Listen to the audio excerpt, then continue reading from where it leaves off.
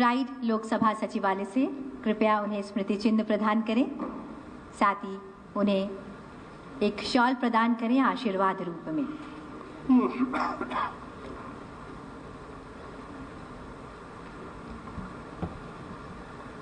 श्री फिरदौस अहमद खान साहब को बुलाना चाहूंगी मंच पर।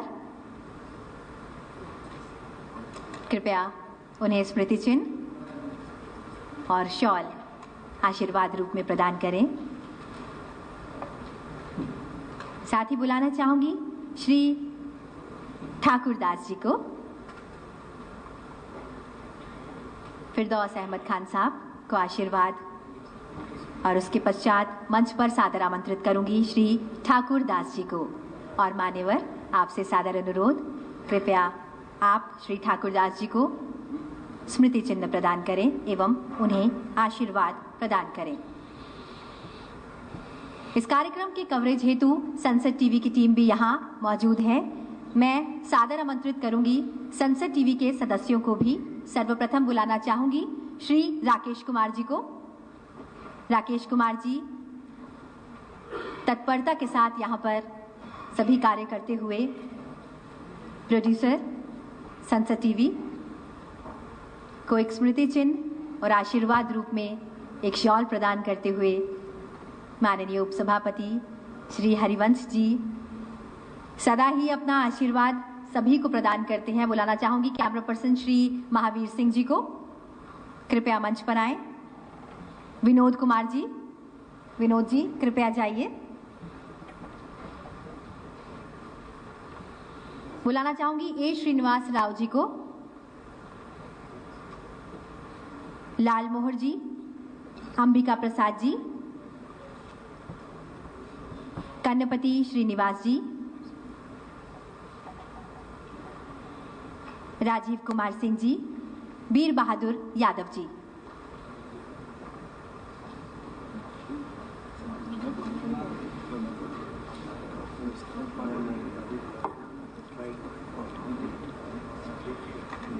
संसद टीवी के सभी सदस्यों से मेरा सादर अनुरोध।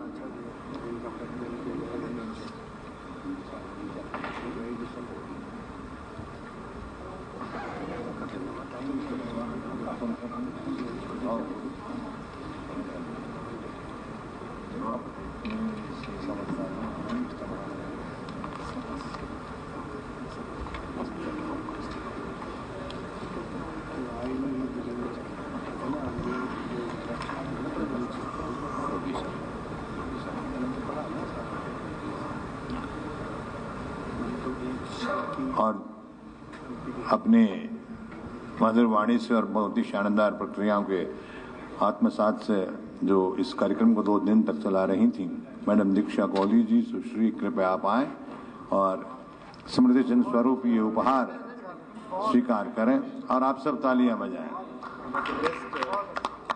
प्रोड्यूसर हैं संसद टीवी के आप मैडम दीक्षा कौली जी।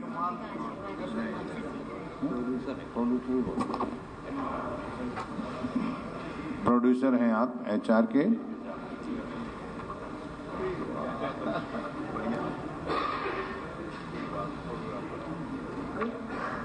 अच्छी तरह याद आपसे बड़े।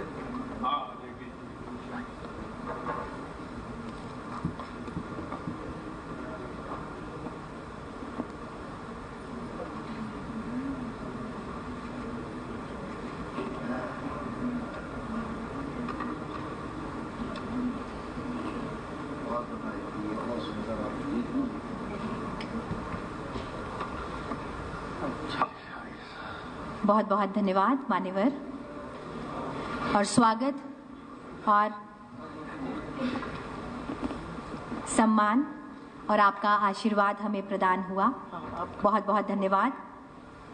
हमारे बीच मौजूद हैं हरियाणा के संसदीय कार्य मंत्री श्री महिपाल ढांडा जी। मान्यवर, आपका हार्दिक स्वागत, अभिनंदन, शत शत वंदन। मैं सादर अनुरोध करूंगी माननीय अध्यक्ष श्री हरविंद्र कल्याण जी से कि आप माननीय संसदीय कार्य मंत्री श्री महिपाल ढांडा जी का स्वागत करें। थोड़ा सा इस सत्र में अरे यहीं पे माननीय संसदीय कार्य मंत्री हरियाणा, ये हमारे संस्कार हैं, ये हमारे भारतीय मूल्य हैं, ये हमारे भारत के संस्कार हैं कि जब भी हम सम्मान आतिथ्य प्राप्त करते हैं तो हम इस सम्मान को कायम रखते हैं और अपनी सीट छोड़कर जिस तरीके से माननीय मंत्री जी आए, सही मायने में ये भारतीय मूल्य है, ये भारतीय संस्कृति है। बहुत बहुत धन्यवाद, बहुत बहुत स्वागत मान्यवर। आप सभी की जानकारी के लिए मैं बताना चाहूंगी कि आईटी पॉलिसी के तहत सभी सदस्यों को कंप्यूटर व प्रिंटर प्रदान किए जाते हैं। इसी क्रम में आज सभी माननीय सदस्यों को टैब व प्रिंटर भेंट किए जाएंगे। अब मैं माननीय उपसभापति राज्यसभा श्री हरिवंश जी से सादर अनुरोध करती हूं कि आप माननीय विधानसभा अध्यक्ष को टैब भेंट करें। यहां से एक नए युग की शुरुआत, एक कदम टैब की ओर।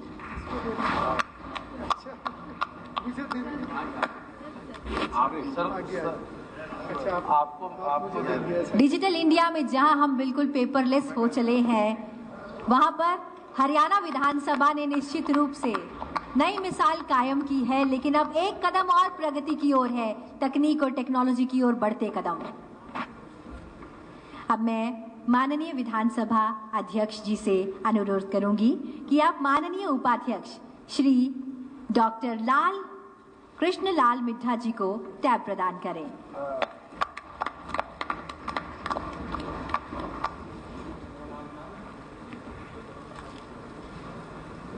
अब मैं सादर अनुरोध करूंगी माननीय विधानसभा अध्यक्ष जी से कि आप माननीय संसदीय कार्य मंत्री श्री महिपाल ढांडा जी को टैब प्रदान करें।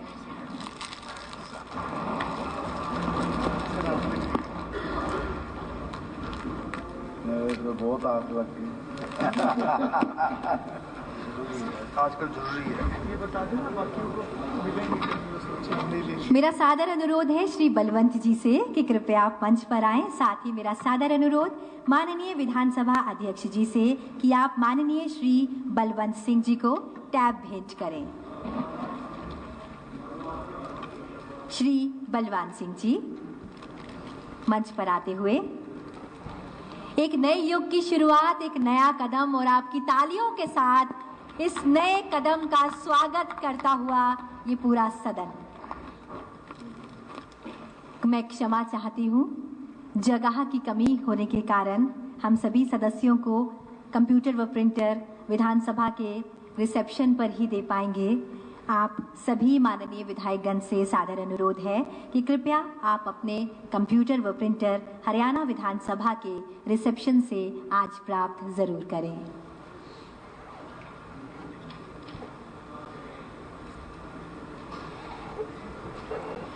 संविधान सिर्फ कागज पर लिखी हुई लकीरें नहीं है। गौर कीजिएगा, संविधान सिर्फ कागज पर लिखी हुई लकीरें नहीं हैं, बल्कि ये हमारे लोकतंत्र की आत्मा की तस्वीरें हैं, क्योंकि हम कहते हैं कि भारत दुनिया का सबसे बड़ा लोकतंत्र है। अच्छा, अरे वाह। मैं सादर आमंत्रित करती हूँ श्री महिपाल ढांडा जी को, माननीय संसदीय कार्य मंत्री हरियाणा, कि कृपया आप हमें अपने विचारों से लाभान्वित करने की कृपा करें।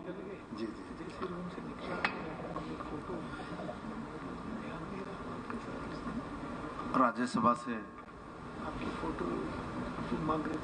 श्री हरिवंश जी, वाइस चेयरमैन, हरियाणा के माननीय स्पीकर श्री हरविंदर जी, डिप्टी स्पीकर श्री कृष्णलाल जी, और साथ लगते हमारे पड़ोसी, हमारे भाई हिमाचल से श्री कुलदीप जी पठानिया साहब, स्पीकर, संसदीय प्रणाली के चलाने वाले, संचालन करने वाले तमाम अधिकारी कर्मचारीगण, उपस्थित विधायकगण, मंत्रीगण। शिक्षा मनुष्य बनाती है और शिक्षा से आगे बढ़ेंगे तो प्रशिक्षण, प्रबोधन वो मानवता की ओर लेके जाती है, वो भी एक संवेदनशील मानवता की ओर। हम लोगों से बहुत आस रखती है सारी दुनिया, हमारा इलाका, कि हमारी संवेदनाएं कैसी हैं और हम कैसे मानव, कैसे अपने मानवता को, धर्म को निभाते हैं। हम अपनी कसौटियों पर पूर्ण रूप से खरे उतरें, हमारी जिम्मेवारियां क्या हैं और उन जिम्मेवारियों को निभाने में हम कितने प्रतिशत खरे उतरते हैं, इसका आकलन हमें भी करना होता है। और अगर हम राजनीतिक लोग नहीं करते तो फिर जनता हमारा आकलन कर लेती है, और इसी आकलन में कई बार उलटफेर भी होते हैं, और उसी उलटफेर में सरकारें बनती हैं और चली जाती हैं। मगर कुछ ऐसे भद्रजन होते हैं जिनके बारे में हम सुनते हैं कि 7 बार विधायक बने, ये 7 बार सांसद बने, ये 8 बार सांसद और विधायक बने, कभी जीवन में पराजय नहीं देखी, तो उसके पीछे कुछ न कुछ कारण होते होंगे। और वो कारण क्या है, वो हम जैसे प्रैक्टिकल लोग बहुत अच्छे तरीके से समझते हैं। हम अहंकार में हैं क्या, हम लोभी लालची हैं क्या, हम उल्टे पुल्टे कर्म करके अपने को और अपने जीवन को ही ध्वस्त कर रहे हैं क्या, या सही मायने में जिस कर्म को करने के लिए हम लोग इस विधान में आए हैं, हम वो पूरा कर रहे हैं क्या, और उसको पूर्ण करने के लिए हमें जिस भी प्रकार के संसाधनों की, विचारों की या कार्यशैली की आवश्यकता होती है, क्या हम लोग उसको कर पा रहे हैं, इसका हम सब लोगों को मिलकर आकलन करना होता है, और हम लोग करते भी हैं। इसी कड़ी में जो उम्मीदों के साथ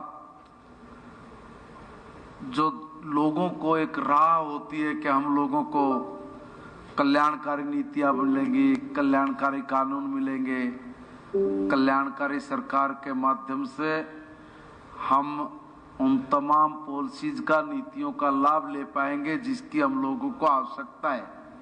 क्या हम लोग उसको ठीक से बना पा रहे हैं कि नहीं बना पा रहे हैं, हमारी कानून व्यवस्था कैसी और कैसी है और उसको कैसे दुरुस्त किया जाए, उसके लिए हम सब लोग यहाँ पर होते हैं। उसको हम लोग ठीक कर पा रहे कि नहीं कर पा रहे, इन सब चीजों को मिलाकर अपना जीवन चलता है।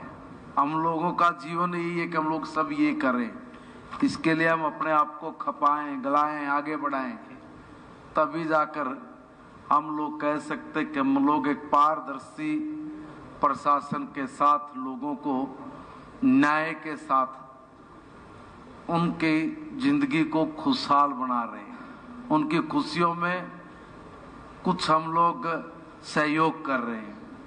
तो सब चीजों को मिला के चलता है अपना सदन, और इस सदन को चलाने में जितनी बड़ी भूमिका हमारे माननीय स्पीकर, डिप्टी स्पीकर साहब की होती है, उतनी बड़ी भूमिका आपकी भी होती है कि आपका सदन में व्यवहार कैसा है, हमारी भी होती है कि हमारा आचार व्यवहार आचरण ये कैसा है, क्या सदन के अनुरूप है कि नहीं है, इसका भी हम लोग आकलन करते हैं। सदन में उपस्थित रहना, सदन की कार्रवाइयों को उसमें सहयोग करना, यह हमारी जिम्मेवारी है, क्योंकि लाखों लोग हम पर विश्वास करके हमको चुनकर भेजते हैं।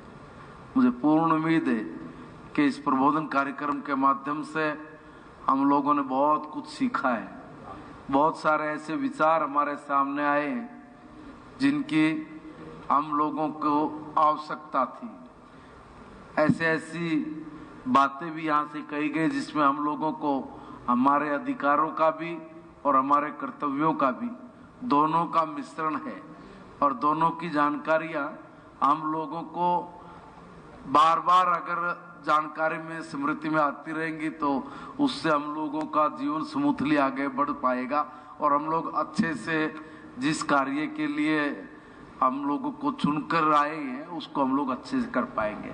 इस कड़ी में आज हम लोगों को माननीय हरिवंश जी बहुत अच्छी अच्छी जानकारियां मिली हैं। हमारे तमाम केंद्र के अधिकारी जो संसद से आए हैं, जो हमारा प्रशिक्षण करने के लिए आए हैं, बहुत अच्छी तमाम जानकारियों के साथ हम लोगों को तैयार किया है मैं कहूँगा। और मैं ऐसे तमाम अधिकारीगण का बहुत धन्यवाद करूँगा, थैंक्स करता हूँ कि आपने बहुत अच्छे शानदार तरीके से हम सब लोगों का मार्गदर्शन किया। ऐसे ही हमारे बहुत नेतागण आए हैं जिन्होंने वाकई में अपने जीवन के अनुभव हम लोगों के साथ शेयर किए और हमारा मार्गदर्शन किया। आदरणीय कुलदीप जी का भी मैं अभिनंदन स्वागत करता हूं कि इन्होंने बहुत शानदार तरीके से अपनी बात को रखते हुए हम सब लोगों को बहुत अच्छा प्रशिक्षण दिया है। सम्मानित अध्यक्ष जी का भी और पूरी इनकी टीम का मैं अभिनंदन धन्यवाद करता हूं कि शानदार कार्यक्रम के लिए और इतने अच्छे इस प्रशिक्षण के लिए भी। सर मैं आपका भी बहुत बहुत अभिनंदन करता हूं, यहाँ पर आपका बहुत बहुत स्वागत करता हूं। धन्यवाद सर, शुक्रिया। संविधान के इस उजियारे में लोकतंत्र की ज्योत जलाते रहें, कर्तव्य निष्ठता और सेवा के भाव से आइए राष्ट्र का भविष्य संवारते रहें, राष्ट्र का भविष्य संवारते रहें। और अब वह क्षण आ गया है जिसका हम सभी को बेसब्री से इंतजार था। इस समापन सत्र को राज्यसभा के माननीय उपसभापति जी श्री हरिवंश जी के प्रेरणादायक विचारों से संजोया जाएगा। श्री हरिवंश जी न केवल एक कुशल प्रशासक और अनुभवी सांसद हैं, बल्कि भारतीय लोकतंत्र की संवैधानिक यात्रा के साक्षी भी रहे हैं। अपनी दूरदृष्टि और नेतृत्व से सदैव इन्होंने विधायिका को नई दिशा दी है। अब मैं आदरपूर्वक माननीय उपसभापति राज्यसभा श्री हरिवंश जी से सादर अनुरोध करती हूं कि कृपया सभा को अपने विचारों से मार्गदर्शन प्रदान करें। मान्यवर यही से वहाँ यही से आप जैसे नहीं खड़ा होकर भी बोल सकते हैं, मुझे आपको जैसे अच्छा लगे दोनों ऑप्शन है। आपको थोड़ी तकलीफ होगी। ठीक रहता है खड़े हो ठीक सॉरी आपको परेशान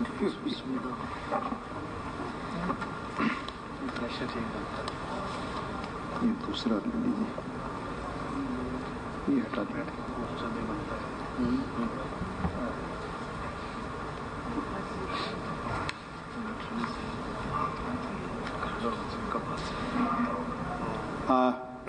आप सबको मेरा नमस्कार। मैं बहुत आभारी हूं माननीय विधानसभा अध्यक्ष अनुभवी मृदुभाषी मर्यादित श्री हरविंदर कल्याण जी का, जिन्होंने शस्त्र और शास्त्र की धरती हरियाणा में आने का मुझे मौका दिया। आपने सुना यहाँ, जिनका मैं बड़ा आदर करता हूँ, और आपके पड़ोस हिमाचल के हमारे प्रखर विचारों के धनी माननीय कुलदीप सिंह पठानिया जी,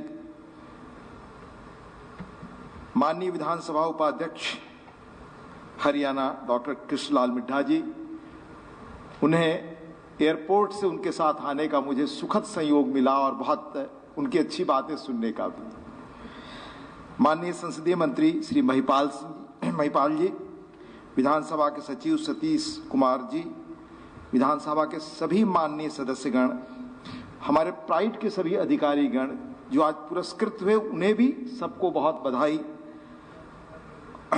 और हरियाणा विधानसभा के सभी अधिकारियों को मेरी ओर से शुभकामनाएं और इस बेहतर कार्यक्रम के आयोजन के लिए बधाई।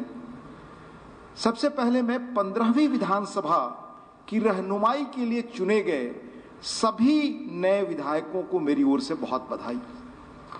यह विगत चुनाव में 68% जहां मतदान हुआ और अनेक युवा विधानसभा में आए, यह लोकतंत्र के लिए कितना सुखद संकेत है आप समझ सकते हैं। मैं अपने अनुभव से कह सकता हूं कि यह प्रबोधन कार्यक्रम, ओरिएंटेशन प्रोग्राम बहुत ही उपयोगी है।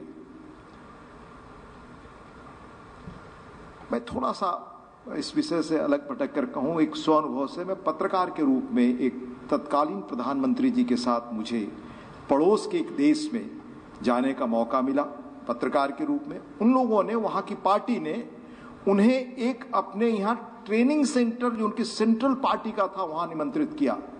ये एक तरह का एक प्रशिक्षण का अवसर है। और वहां किस किस्म का प्रशिक्षण देते हैं कि आने वाले 2 वर्षों बाद मुल्क में क्या तब्दीलियां आएंगी, हमारा समाज कैसे होगा, हमारा अर्बन डेवलपमेंट कैसे होगा, कितने लोगों को नौकरी की जरूरत पड़ेगी, कितने पॉपुलेशन हमारा बढ़ेगा। उस देश ने अपने को 78 से बदलना शुरू किया। आज आपसे 5 गुना बड़ी इकॉनमी है। पहले आप उससे आगे थे। और जब आज के माननीय प्रधानमंत्री कहते हैं बार बार कि 50-60 वर्ष हम पिछड़ गए विकास में, तो उस मर्म को समझिए। आज हमें मौका है पुनः अपनी तकदीर को संवारने का, और उसके लिए बहुत ही उपयोगी कार्यक्रम है यह प्रबोधन कार्यक्रम। मैं लोकसभा के आदरणीय अध्यक्ष जी की दूरदृष्टि की प्रशंसा करूंगा। उनके मार्गदर्शन में लोकसभा सचिवालय में प्राइड बहुत बढ़िया ढंग से काम कर रहा है। देश और दुनिया के अलग अलग जगहों पर जाकर प्रशिक्षण बहुत बेहतर तरीके से देने के कारण उन्होंने अपने कम समय में अपनी पहचान बनाई है। और विधायक के तौर पर, विधायक की कोई या सांसद की संविधान में डिफाइंड कोई परिभाषा नहीं कि आपकी भूमिका ये है, पर पूरा लोकतंत्र का ढांचा आप पर टिका है, क्योंकि आप वॉचडॉग के रूप में माने जाते हैं और जाने जाते हैं। और यहां जैसा मैंने सुना कि माननीय लोकसभा अध्यक्ष समेत देश के अनेक मूर्धन्य लोगों को, अनेक विधानसभाओं के बड़े जाने माने लोगों के विचार आपको सुनने को मिला। निश्चित रूप से यह आपके अनुभव के संसार को, काम करने के संसार को बहुत समृद्ध करेगा।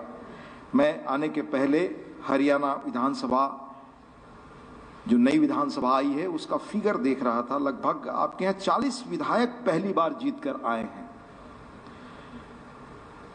45 मेंबर जो हैं आपके 25 से 55 वर्ष के ग्रुप के हैं। 13 महिलाएं हैं। 68% लोग ग्रेजुएट या पोस्ट ग्रेजुएट हैं। यानी पूरे समाज का जो अनुभव है, जो पूरे समाज का प्रतिबिंब है, वो आपके यहां है। और जैसा मैंने कहा कि यह शस्त्र और शास्त्र दोनों की भूमि रही। भगवत गीता की भूमि, सरस्वती की भूमि, वेद की जहां रचना हुई, और दिल्ली के पास बसे हरियाणा ने दिल्ली को और देश की तकदीर को बदलते और प्रभावित होते देखा है। तराइन के 2 और पानीपत के 3 निर्णायक युद्धों में। हम इतिहास की क्यों बात करते हैं कि उससे भविष्य की प्रेरणा मिलती है। यह धरती जय जवान जय किसान के राष्ट्रीय जय घोष को भी चरितार्थ करती है। यहाँ के किसानों ने आपदा की स्थिति में देश की खाद्यान्न सुरक्षा सुनिश्चित की है, तो यहाँ के जवानों ने सीमाओं को सुरक्षा दी है। हरियाणा के युवाओं ने खेल के मैदान पर देश का नाम रोशन किया है। यह धरती प्रख्यात किसान नेता सर छोटू राम की कर्मभूमि भी रही है। यहाँ आजादी के बाद से पंडित भगवत दयाल शर्मा, राव वीरेंद्र सिंह, श्री बनारसी दास गुप्ता जी, चौधरी देवीलाल जी, श्री बंसीलाल जी, भजन लाल जी, ओम प्रकाश चौटाला जी, भूपेंद्र सिंह हुड्डा जी और मनोहर लाल खट्टर जैसे नेताओं ने प्रदेश की राजनीति को नई दिशा दी। यह जगह, यह मिट्टी प्रख्यात प्रखर सांसद स्वर्गीय सुषमा स्वराज जी की भी है। आज भी यहाँ से राज्यसभा में श्री सुभाष बराला जी, श्रीमती किरण चौधरी जी, श्री रामचंद्र जांगड़ जी, श्री कार्तिकेय शर्मा जी, श्रीमती रेखा शर्मा जी बहुत सक्रियता से अपने दायित्व का निर्वाह करते हैं। मैं आपसे कहना चाहूंगा कि उस धरती, उस मिट्टी की रहनुमाई का, उसकी तकदीर को नए ढंग से बनाने का आप विधायकों को अवसर मिला है 15वीं विधानसभा के माध्यम से। आप जानते हैं कि आपकी कितने निर्णायक भूमिका है। 91 के दौर को याद करिए कि आर्थिक सुधारों की नियति कहां लिखी गई, संसदीय पटल पर लिखी गई। और हमारी संसद की सहमति से हमने देश स्तर पर आर्थिक प्रशासनिक नीतियों में रिफॉर्म्स की बड़ी शुरुआत की। तो देश में आज जो भी बेहतर करना है उसकी राय, उसका मशविरा, उसके कानून आपके द्वारा ही बनना है। और इसके लिए बुनियादी तौर से हमें याद रखना पड़ेगा कि जितनी रिच आपकी डिबेट होगी, संवाद उच्च स्तर के होगी, हमारा लोकशाही में या जिसे कहते हैं लोकतंत्र उतना ही मजबूत होगा।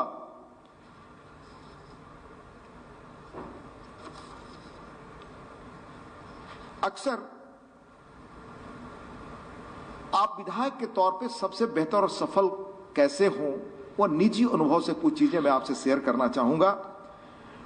वही सदस्य बहुत अच्छी तरह से अपना प्रभाव छोड़ पाते हैं जो रूल्स और प्रोसीजर से बहुत अच्छी तरह वाकिफ होते हैं। इसलिए सबसे पहली जरूरत है कि आप विधानसभा या संसद में हो तो संसद के रूल्स और प्रोसीजर को अच्छी तरह बारीकी से जानें। और मैं अपना अनुभव आपको बताना चाहूंगा कि जब मैं पहली बार आया तो प्रणव बाबू से मेरी मुलाकात हुई, वो देश के राष्ट्रपति थे। उनसे मैंने पूछा कि आप इस कदर प्रभावी सांसद के रूप में अपनी छाप कैसे छोड़ पाए। तो उन्होंने एक प्रसंग सुनाया कि जब मैं पहली बार राज्यसभा आया तो उस वक्त एमसी छागला जी मंत्री हुआ करते थे। उनसे मैं मिला तो एमसी छागला साहब ने कहा कि जब शुरुआत हो तब से और अंत हो तब तक लगातार आप सदन में बैठना। आप सदन में लगातार बैठेंगे तो लोकतंत्र में आप सहमत असहमत होंगे, लेकिन अपनी बात कहने के लिए सब पक्ष को समझना सबसे जरूरी है।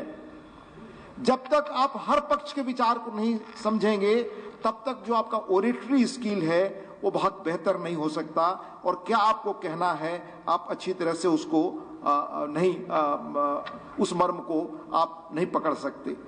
आप कुछ विचारों से असहमत हो सकते हैं, लेकिन जैसे मैंने कहा कि स्पेसिफिक पॉलिसी और इश्यूज पर आप अपनी पार्टी से बंधे होते हैं, तब भी प्रतिकूल या अलग जो विचार हैं उनको आप जानते हैं तो धारदार तरीके से आप अपनी बात शालीन तरीके से कह सकते हैं। इसलिए पहला सुझाव मेरा होगा कि अपने पुराने उन राजनेताओं को जिन्होंने छाप छोड़ा उनके भाषण जरूर पढ़िए। मैं उदाहरण के तौर पे आपसे कहना चाहूंगा कि डॉक्टर राम मनोहर लोहिया 63 से 67 सिर्फ 4 वर्ष और 2 ही बार वो सांसद रहे, लेकिन आज भी आप उनकी बात सुनते हैं। कभी उन्होंने हंगामा नहीं किया, कभी वेल में नहीं गए। और वही नहीं, चंद्रशेखर जी,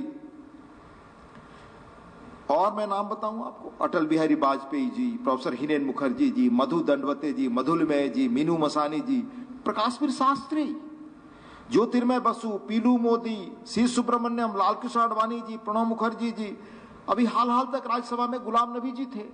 ऐसे अनेक लोग, ये कभी बेल में नहीं गए, कभी हंगामा नहीं किया, कभी शोर शराबा का हिस्सा नहीं बने। और ये उन लोगों को याद करिए तब जबकि 2/3 मेजॉरिटी होती थी शासक दल की, तब अपने प्रभावी बातों से उन्होंने कैसे छाप छोड़ी। इसलिए आप अपनी बातों में अगर बहुत होमवर्क करके तैयारी करके आते हैं तो आप छाप छोड़ पाएंगे। इसलिए रूल्स और प्रोसीजर को समझना सबसे महत्वपूर्ण है। मैं आपको बताऊं कि पहली बार आया हुआ भी आदमी कैसे अपनी छाप छोड़ता है। मैं 2 उदाहरण आपको देता हूं। अभी गुजरे सप्ताह की बात है, 11 फरवरी को राज्यसभा में 0 आवर में श्री राधा मोहन दास अग्रवाल जी ने संविधान की मूल प्रति में नंदलाल बोस के द्वारा बनाए गए चित्रों का मुद्दा उठाया शून्यकाल में, जो हमारे समृद्ध इतिहास के प्रसंगों के आधार पर तैयार किए गए थे। और सभापति जी ने, आदरणीय सभापति राज्यसभा के हमारे चेयरमैन ने यह व्यवस्था दी कि वे चित्र उस संविधान का अभिन्न अंग हैं जिन पर संविधान निर्माताओं ने हस्ताक्षर किए थे। सभापति ने सरकार को निर्देश भी दिया कि सरकार द्वारा संविधान की उसी मूल प्रति की कॉपी प्रिंट करवाई जाए जिसमें ये ऐतिहासिक प्रसंग चित्रित किए गए हैं। श्री राधा मोहन दास जी अग्रवाल फर्स्ट टाइमर सांसद। मैं ऐसे अनेक आपको प्रसंग बता सकता हूं। एक और सुनाना चाहता हूं। राज्यसभा के पूर्व सदस्य जो मंत्री भी रहे श्री राजीव चंद्रशेखर जी ने 1 रैंक 1 पेंशन का मुद्दा उठाया। श्री भगत सिंह कोश्यारी जी की अध्यक्षता में कमिटी ऑन पिटिशंस ने 2011 में ओआरपी की रिपोर्ट दी। उस रिपोर्ट को स्वीकार किया गया और अंततः आपने देखा कि फर्स्ट टाइमर एमपी जिस व्यक्ति ने बात उठाई थी, आगे जाकर आदरणीय नरेंद्र मोदी जी के आने के बाद यह कैसे लागू हुआ। इसलिए शोर शराबा नहीं, आत्मानुशासन और मर्यादा से ही आप अपनी छाप छोड़ पाएंगे। मेरे कहने का मर्म भी है। अनेक मैं उदाहरण आपको बता सकता था। आपको एक विधायक के तौर पर यहां इम्यूनिटी प्राप्त है कि जो कुछ आप बोलेंगे उसको लेकर के कहीं बाहर कोई कुछ नहीं कह सकता, कोई कार्रवाई नहीं हो सकती, लेकिन उसके लिए भी कोई मर्यादा तय है, रीजनेबल रिस्ट्रिक्शंस हैं। पर आजकल आमतौर से हम डिस्टर्बेंस को मानते हैं कि ये हमारा हथियार है। वक्त आ गया है कि हम सदन के सदस्य जब अपनी बात कहते हैं तो उसका क्या महत्व बाहर जाता है ये समझें, और डिस्ट्रप्शन और डिस्टर्बेंस को सदस्यों के प्रिविलेज हनन के रूप में देखा जाना चाहिए। ये सारे सदस्य इस पर सहमति बनाएं। हमारे आइडियोलॉजिकल विचार अलग अलग हो सकते हैं, ये डेमोक्रेसी में नेचुरल है, पर सिस्टम में हमारे डिसेंट है, लेकिन डिसरप्शन और डेडलॉक नहीं है। हमारे यहाँ कहा जाता था, हमारे वेंकैया जी बार बार कहा करते थे जब वो हमारे चेयरमैन थे, गवर्नमेंट शुड प्रपोज, यानी सरकार अपना प्रस्ताव लाए, सरकार को जो कहना है, अपोजिशन शुड अपोज, अपोजिशन को लगता है तो उसका विरोध करे, but the house collectively should decide and dispose. आपको फैसला और निर्णय करना ही पड़ेगा क्योंकि वो लोगों की नियति से जुड़ा। तो याद रखें, मैं 2-3 चीजें और आपको कहता हूं कि आप कितना बड़ा प्रभावी रोल आज प्ले कर सकते हैं और क्यों करना चाहिए। वक्त की जरूरत है कि दुनिया की तकदीर आज ये तय कर रही कि आप आर्थिक रूप से कितने मजबूत और ताकतवर हैं। ये दुनिया का परिदृश्य है। और जैसा मैंने कहा कि एक देश 77 से लेकर 80-90 तक आपसे लगभग कई चीजों में बराबर था, कुछ चीजों में तो आजादी के बाद पीछे था। आज वो आपसे 5 गुना बड़ा इकोनॉमी अर्थशास्त्र में मजबूत ताकत है और दुनिया की ताकत बन गया, क्योंकि हमने या हमारे उस वक्त के जो नीति नियंता थे वो शायद बदलाव को देख नहीं सके। हमारे यहां बहुत पहले चाणक्य ने कहा था, कोस मूलो दंडः, यानी अर्थव्यवस्था की या इकोनॉमी की या प्रशासन का मूल आधार है कोस, आर्थिक व्यवस्था। तो सबसे पहले हम विधायक या सांसद अपने बजटरी सस्टेनेबिलिटी का ध्यान रखें। हम देखते हैं आमतौर से, ये बात मैं हर जगह कहता हूं कि हर आदमी बजट बढ़ाने की मांग करता है, हर चीज में बजट खर्च बढ़ा दीजिए। कभी आपने सोचा है कि उस बजट बढ़ाने के लिए कहां से आए हो ये बताने का भी दायित्व आपका है। हम जैसे घर चलाते हैं वैसे देश चलता। हम उस हालत में न जाए जिसमें देश 90 में पहुंच गया था। और 90 में देश क्यों ऐसे पहुंचा था? 83 से सारी चीजें शुरू हुई और 90 में पहुंचा, क्योंकि उस वक्त हमने कदम नहीं उठाया कि देश कंगाली की हालत में न पहुंचे। इसलिए हम सांसदों और विधायकों का मूल कर्तव्य यह है कि हम बजट के एक प्रोविजंस को अच्छी तरह पढ़ें और जानें। हम याद रखें कि अभी हाल में चुनाव आयोग ने भी, रिजर्व बैंक ऑफ इंडिया ने भी बहुत गंभीर बातें कही हैं। सुप्रीम कोर्ट ने भी पिछले दिनों हमें ध्यान दिलाया है। इन चीजों पर हमें बहुत बारीकी से बहस करनी चाहिए, ध्यान देना चाहिए। हाल में नीति आयोग द्वारा राज्यों की वित्तीय स्थिति पर जारी की गई फिजिकल हेल्थ इंडेक्स 2025 आपके लिए एक उपयोगी रेफरेंस होगा। इस रिपोर्ट में देश के 18 राज्यों की वित्तीय स्थिति को quality of expenditure, revenue mobilisation, physical prudence, dept sustainability, dept index की कसौटी पर जांचा गया है कि आपकी अर्थव्यवस्था कैसी है। रिपोर्ट में हरियाणा द्वारा रिसोर्स मोबिलाइजेशन की दिशा में किए गए प्रयासों को संतोषप्रद माना गया है। पर आप और कैसे बेहतर बना सकें, यह आपका दायित्व है। आप सभी से अपेक्षा होगी कि राज्य की वित्तीय स्थिति पर ध्यान रखें और कहां कल्याण के लिए कोष की जरूरत है उसको समृद्ध रखें। राज्यों द्वारा कैपिटल एक्सपेंडिचर को प्रोत्साहित करने के लिए long term interest free credit का प्रावधान भी केंद्रीय बजट में किया गया है। राज्यों को चाहिए कि वे कैपिटल एक्सपेंडिचर बढ़ाएं। हरियाणा कृषि प्रधान राज्य है, यहां औद्योगिक विकास की असीम संभावनाएं हैं। दिल्ली के पड़ोस में होने के कारण दिल्ली को उत्तर, पश्चिम और दक्षिण से कनेक्ट करने वाले रेल राजमार्ग हरियाणा से होकर गुजरते हैं, जिन्हें औद्योगिक कॉरिडोर के रूप में विकसित किया जा सकता है। केंद्र के इस बार के बजट में 100 शहरों के पास इंडस्ट्रियल स्टेट विकसित करने की घोषणा की गई है। हरियाणा इससे लाभ उठा सकता है। आर्थिक विकास और निवेश के लिए आवश्यक सभी फैक्टर्स ऑफ प्रोडक्शन पर राज्य विधायिका का नियंत्रण होता है। निवेश के लिए law and order, land reform, labour reform जरूरी हैं। एजुकेशन और स्किल डेवलपमेंट जैसे सोशल इंफ्रास्ट्रक्चर में रिफॉर्म्स और व्यवसायियों को कंप्लायंस बर्डन से मुक्त करने के प्रावधान राज्य ही कर सकता है। इसके लिए राज्य विधानसभा का समर्थन और सहयोग जरूरी होगा। ये सभी स्टेट सब्जेक्ट्स हैं। मैं अभी आगे आपको रेफर करूंगा भारत सरकार के एक पूर्व आर्थिक सलाहकार का इकोनॉमिक टाइम्स में एक सप्ताह पहले छपा लेख। हर विधायक को पढ़ना चाहिए, जो व्यक्ति या हर नागरिक को जो अपने राज्य की तकदीर को आज आर्थिक रूप से मजबूत और बेहतर बनाना चाहते हैं। मैं आपसे कहना चाहूंगा कि बजट सरकार के कामकाज के एक्सरे की तरह है। सरकार कोई भी निर्णय करती हो तभी प्रभावी होता है जब सफिशिएंट बजट एलोकेट हो। बजट पर डिबेट और डिस्कशन करना, उसे पारित करना किसी भी विधायिका के सबसे महत्वपूर्ण कामों में से एक है। विधानसभा से बजट स्वीकृत होने के बाद सरकार इसे खर्च कर सकती है। इसलिए सदस्यों से मेरा फिर आग्रह होगा कि वे इस बात पर लगातार नजर रखें कि बजट आवंटन कैसे किया जाता है, इसका उपयोग कैसे किया जाता है। इससे न केवल आपको जानकारी मिलती है बल्कि आप गवर्नेंस को गहराई से समझ सकते हैं। What matters is not outlay but the outcome. आवंटित राशि खर्च हुई या नहीं, तय लक्ष्य प्राप्त किए गए या नहीं, इस पर आपकी बारीक नजर होनी चाहिए। अक्सर मैं संसद में देखता हूं कि अच्छे सांसद चाहे वे किसी भी दल के हों, गहरी रिसर्च करके, बड़ी तैयारी करके, होमवर्क करके आते हैं, सरकार की रिपोर्ट और दस्तावेजों को पढ़ते हैं और सरकार की कमियों को उजागर करते हैं। इससे सरकार को फायदा होता है, देश को फायदा होता है, सरकार भी अपनी पॉलिसीज और प्रोग्राम में सुधार करने के लिए उसे मदद मिलती है। मैं सामान्य बहस पर आपको काफी मौका मिलेगा दो चीजों में, एक बजट बहस के दौरान, दूसरा ऑनरेबल गवर्नर के एड्रेस पर वोट ऑफ थैंक्स के दौरान। इसके लिए आप लगातार तैयारी करके आए तो काफी चीजें आपको इससे पता चलेगी। मैं आपको राज्य के संदर्भ में बताना चाहूंगा। पिछले साल एक जाने माने अर्थशास्त्री, दुनिया के सम्मानित अर्थशास्त्रियों में से हैं, भारतीय हैं, कार्तिक मुरलीधरन की एक बड़ी इंसाइटफुल, बहुत ही सुंदर किताब आई है, एक्सीलरेटिंग इंडियाज डेवलपमेंट। खासतौर से राज्यों के संदर्भ में, कैसे राज्य अपने सीमित साधनों के बावजूद भी तेजी से अपना विकास कर सकते हैं। जरूर उन्हें आप पढ़िए।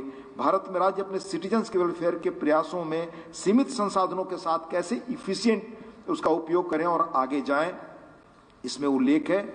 इसी प्रकार केंद्र सरकार के भूतपूर्व चीफ इकोनॉमिक एडवाइजर डॉक्टर के सुब्रमण्यम की पुस्तक India at 100 envisioning economic power house में भी विकसित भारत कैसे बने, उसमें राज्यों की क्या भूमिका है, उल्लेख है। और जैसा मैंने कहा था कि मैं भारत सरकार के पूर्व आर्थिक सलाहकार डॉक्टर के सुब्रमण्यम का लेख इकोनॉमिक टाइम्स में 8/2/25 को छपा है, write op-eds on state budgets too. अंततः देश की नियति बदलने के सूत्र और सबसे मजबूत चीजें आपके हाथ में है। वो कहते हैं, ये मैं नहीं कह रहा, भारत सरकार के पहले आर्थिक सलाहकार रहे, दुनिया के जाने माने इकोनॉमिस्टों में से के कृष्णमूर्ति वी सुब्रमण्यम कह रहे हैं वो एक जगह कि 5 क्रिटिकल चीजें हैं मैन्युफैक्चरिंग को देश में बढ़ाने के लिए, land, labour, capital, power, transport and scale. इसमें से कैपिटल छोड़कर बाकी 5, लैंड, लेबर, पावर, ट्रांसपोर्ट और स्केल, ये सब राज्यों के हाथ में है। इनकी नीतियां बनाना आपके हाथ में है। ये श्रेष्ठ नीतियां बनाएंगे तो कैपिटल अपने आप आएगा।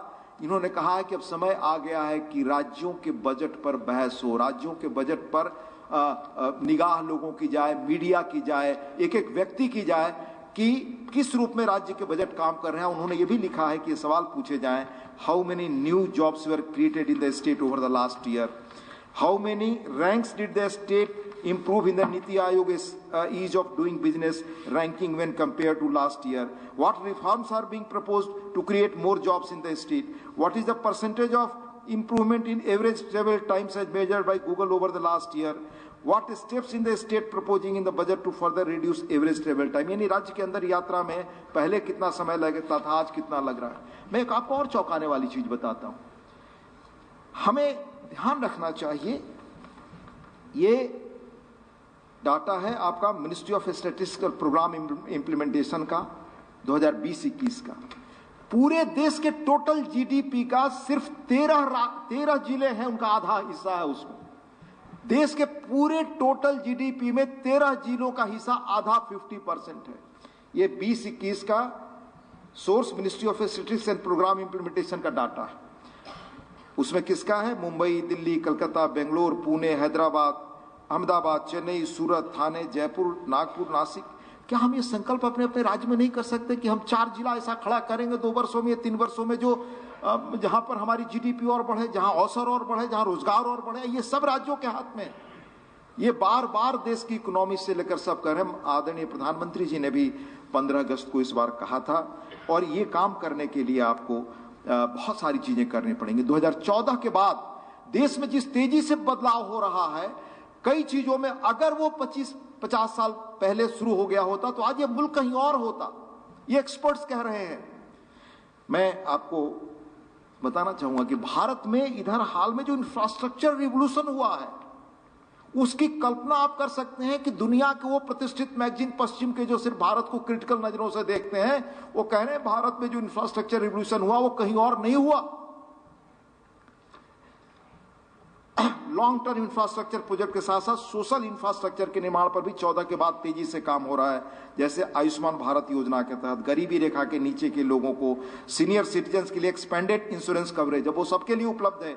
बेहतर हेल्थ सर्विसेज प्रदान करने के लिए प्राइमरी हेल्थ केयर सेंटर और डिजिटल रूप में हेल्थ सर्विसेज तक पहुंचने के लिए आयुष्मान भारत डिजिटल मिशन, जीवन मिशन के तहत टैप वाटर कनेक्टिविटी, ये सभी वो काम है जिन्हें आप प्रायोरिटी स्कीम कह सकते हैं।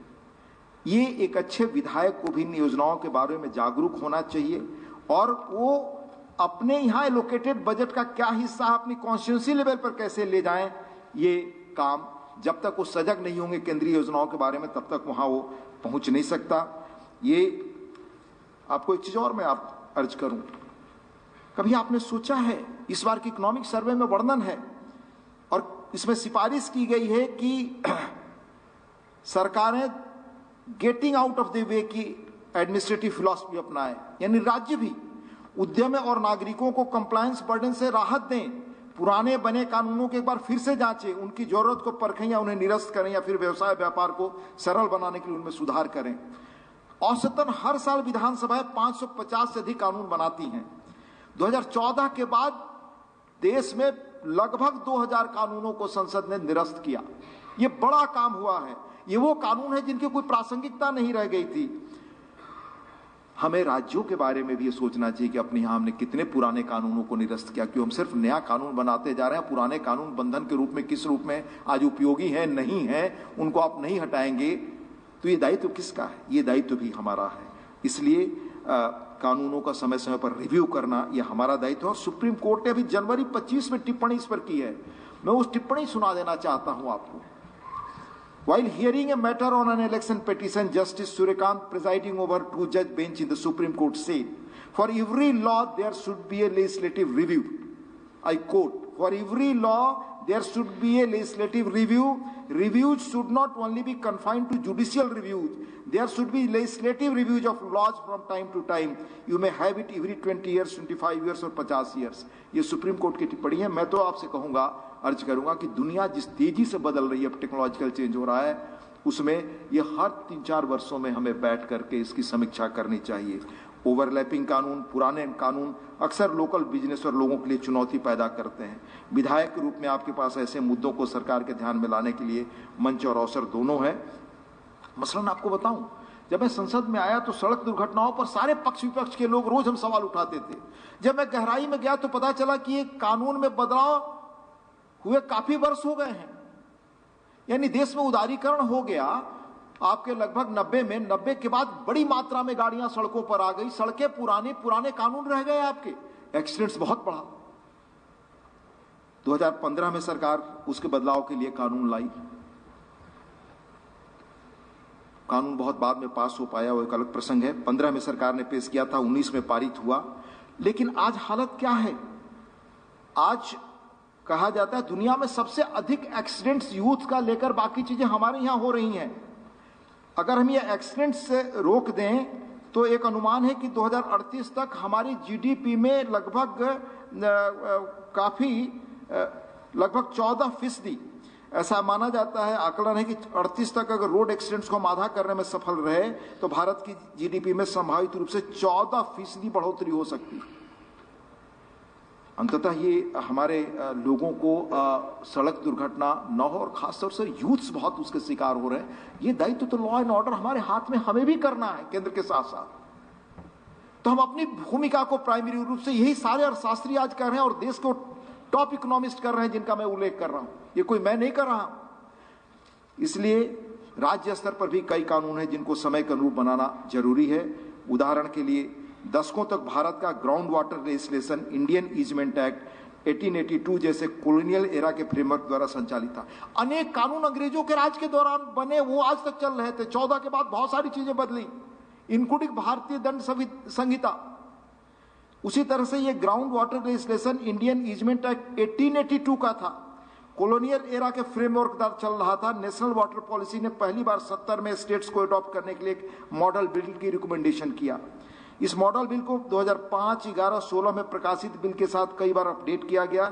इस मॉडल बिल में ग्राउंड वाटर मैनेजमेंट के लिए एक स्टेट अथॉरिटी बनाने की बात की गई थी, लेकिन कई राज्यों ने समय पर कानून पारित नहीं किया। हाल के वर्षों में कुछ राज्यों में ग्राउंड वाटर डिप्रेशन के मुद्दे को गंभीरता से लिया गया है और कई कदम उठाए गए हैं। भारत दुनिया के उन 17 देशों में शामिल है जो पानी की कमी से हम जूझ रहे हैं। 2023 में जन विश्वास विधेयक संसद ने पारित किया। इसमें कई पुराने कानूनों को डीक्रिमिनलाइज कर दिया जो बिजनेस के लिए बड़ी चुनौती थी। इसके द्वारा व्यक्तियों और व्यवसायों पर कंप्लायंस रिक्वायरमेंट को आसान बनाने और कुछ प्रावधानों को डीक्रिमिनलाइज करने के लिए 42 एक्ट्स में अमेंडमेंट किए गए। इस अमेंडमेंट के माध्यम से लगभग 182 क्रिमिनल ऑफेंसेस को हटाया गया। मोटर व्हीकल के मामले की तरह इस विधेयक में प्रावधान है कि लिस्टेड स्पेसिफाइड एक्ट्स के लिए फाइन्स या पेनाल्टीज को हर 3 साल में 10% तक रिवाइज किया जाएगा।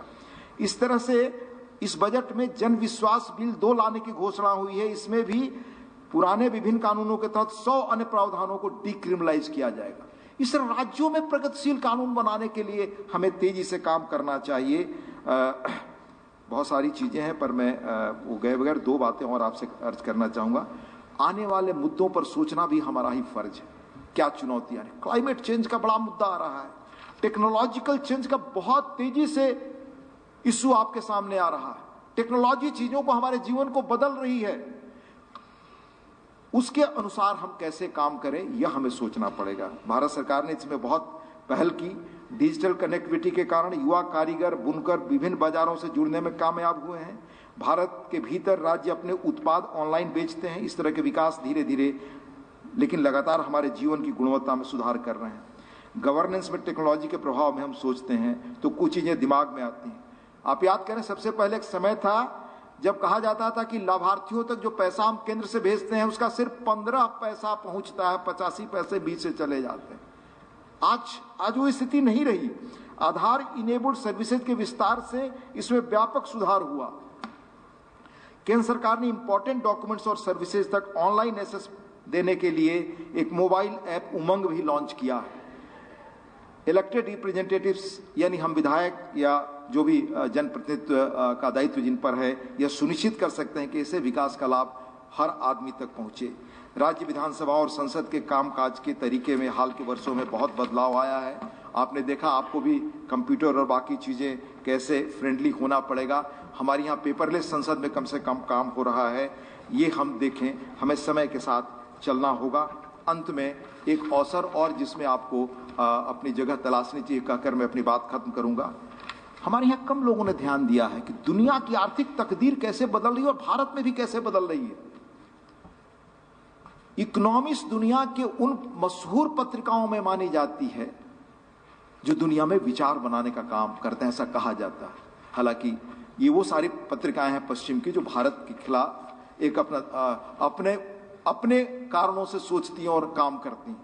पर उस पत्रिका ने भी 7 नवंबर 24 में भारत में लिखा कि किस तरह से स्टार्टअप का रिवॉल्यूशन आ रहा है। हमें अपने राज्य में उसमें आपकी हिस्सेदारी क्या हो, या आप की सरकार, आपके विधायकों को अपनी जगह तय करनी पड़ेगी, इसकी नीति बनानी पड़ेगी। ये कहते हैं 5 साल में यूनिकॉर्न स्टार्टअप्स 2 गुने होंगे। 5 करोड़ नई नौकरियां इससे आने वाली हैं।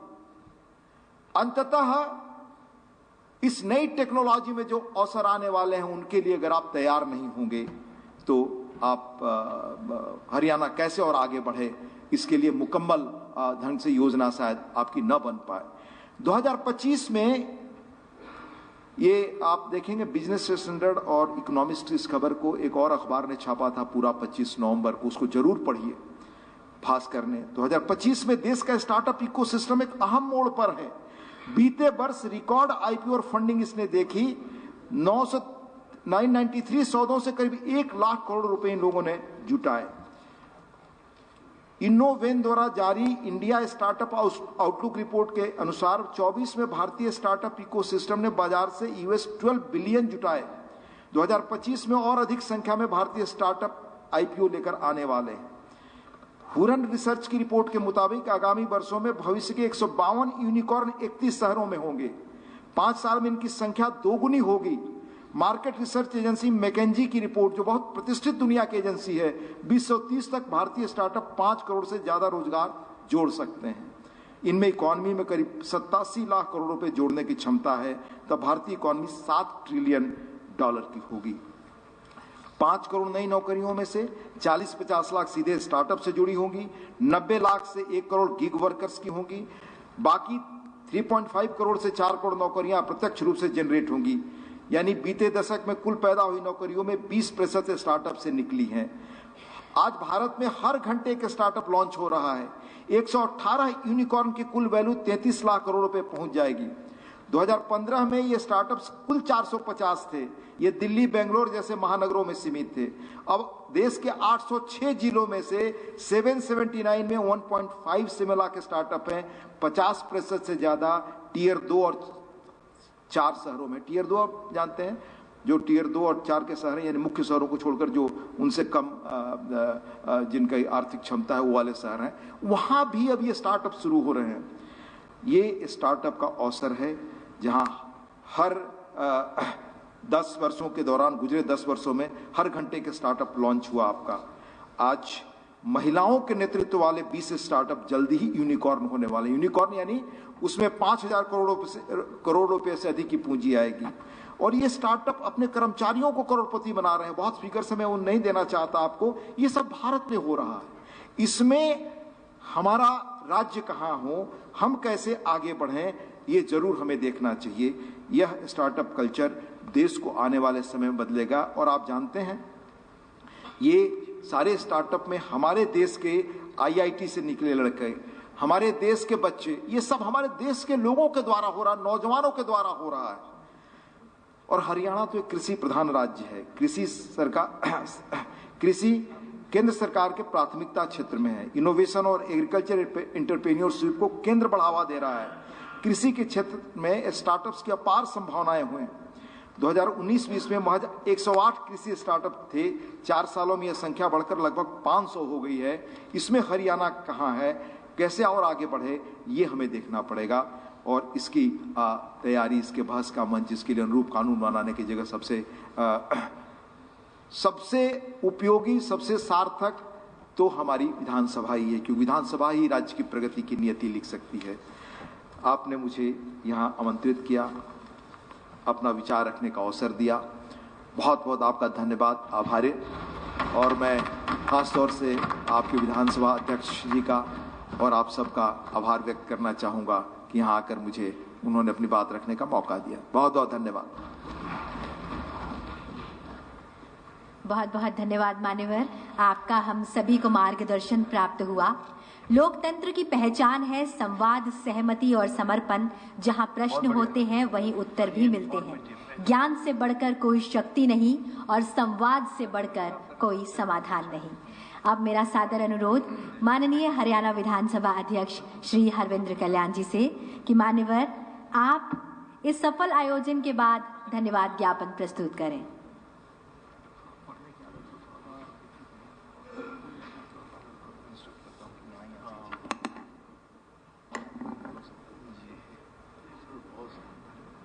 हरियाणा की 15वीं विधानसभा के माननीय सदस्यगणों के लिए आयोजित किया गया ये प्रबोधन कार्यक्रम, इसके समापन सत्र में मंचासीन बहुत ही आदरणीय राज्यसभा के डिप्टी चेयरमैन आदरणीय हरिवंश जी, हिमाचल प्रदेश विधानसभा के माननीय अध्यक्ष कुलदीप सिंह पठानिया जी, हरियाणा सरकार में parliamentary affair minister Mahipal Dhanda ji, हमारे विधानसभा के उपाध्यक्ष श्री कृष्ण मिड्ढा जी,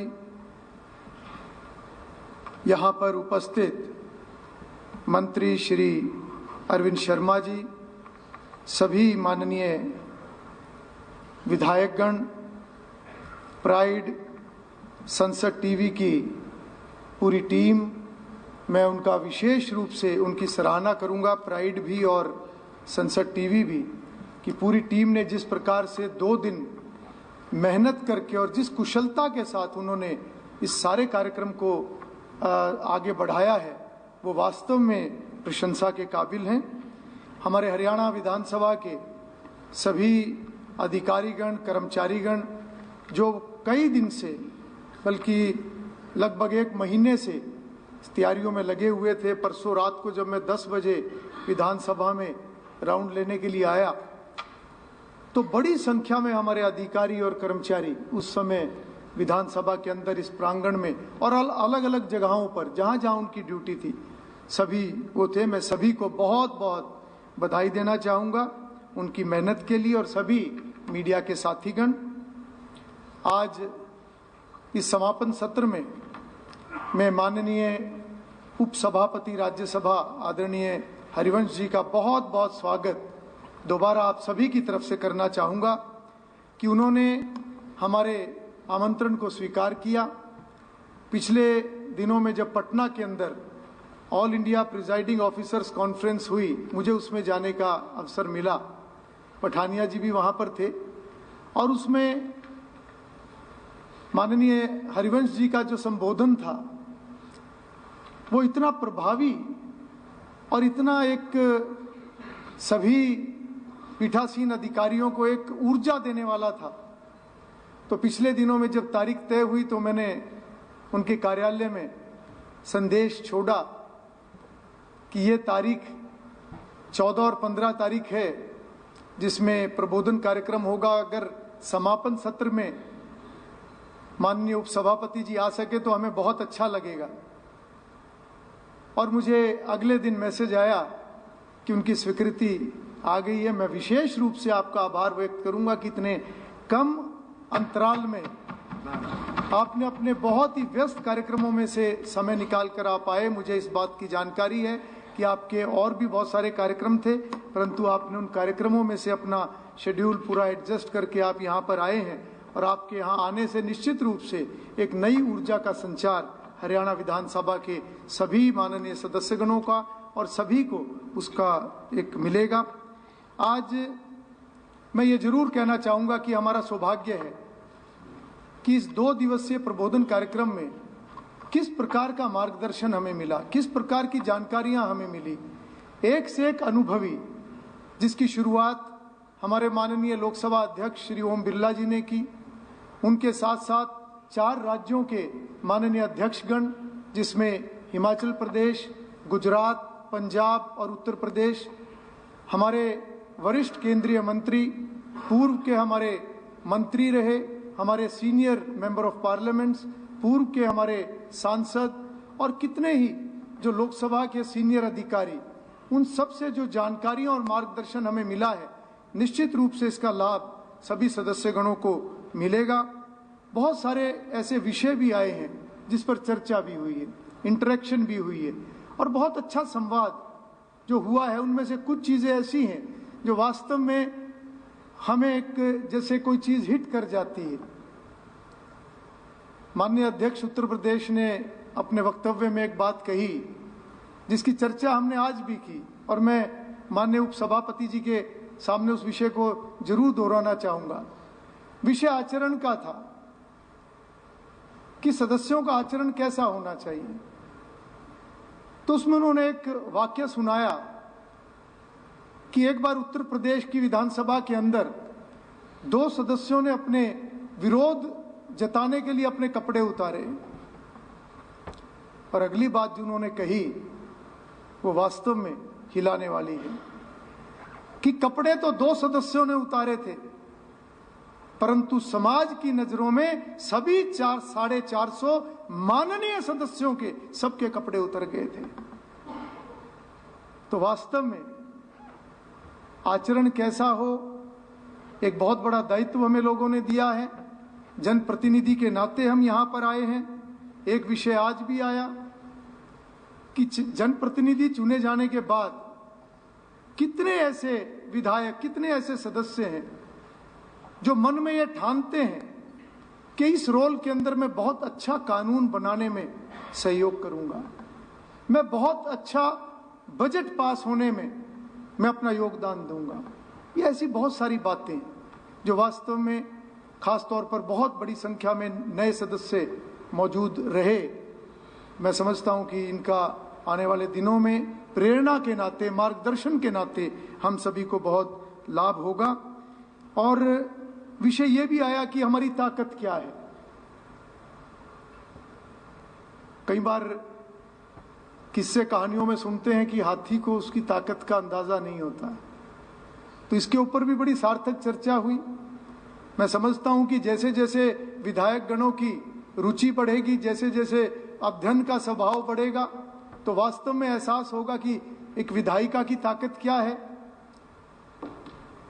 जो कानून बनाने वाले लोग हैं, जो बजट पास करके सरकार को खर्चा देने वाले लोग हैं, जो सरकार को खर्चा देने के बाद उस खर्चे को चेक करने वाले लोग हैं, सरकार के कामकाज पर निगरानी रखने वाले लोग हैं, उनको मुझे लगता है ताकत बताने की जरूरत नहीं है।